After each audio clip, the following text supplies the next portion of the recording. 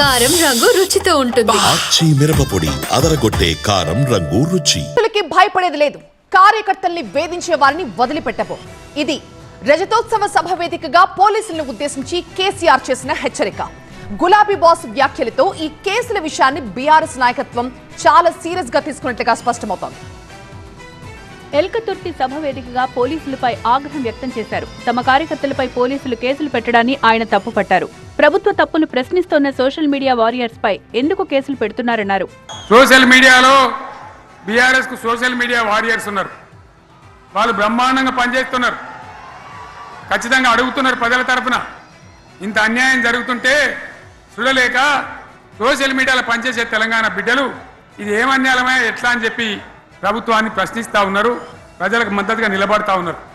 వాళ్ళ మీద కేసులు, వాళ్ళని పట్టకపోవడు. పోలీస్ సోదరులను నేను అడుగుతా ఉన్నా, మీరెందుకు దునుకులాడుతుండే? కొందరు పోలీసులు అత్యుత్సాహం చూపిస్తున్నారని ఆరోపించారు కేసీఆర్. అసలు పోలీసులకు రాజకీయాలు ఎందుకని ప్రశ్నించారు. రాజకీయాలకు పోలీసులు ఎందుకు బలవుతున్నారన్నారు. మీకు కూడా విజ్ఞానం ఉంది కదా, వీళ్ళు దొంగ వాగ్దానాలు చేయలేదా? ప్రజలను మోసం చేయలేదా? ప్రజాస్వామ్యంలో ప్రజలకు అడిగే హక్కు లేదా? మీరెందుకు కేసులు పెడుతున్నారు? నాకు అర్థం కాదు. మీరెందుకు దునుకులాడుతున్నారు?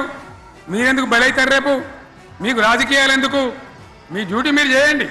ప్రభుత్వం, పోలీసులు పెట్టే తప్పుడు కేసులకు భయపడేది లేదన్నారు కేసీఆర్. కార్యకర్తల కోసం పోరాడేందుకు బీఆర్ఎస్ లీగల్ సెల్ సిద్ధంగా ఉందన్నారు. ఇకపై తాను కూడా ఊరుకోనని కామెంట్ చేశారు.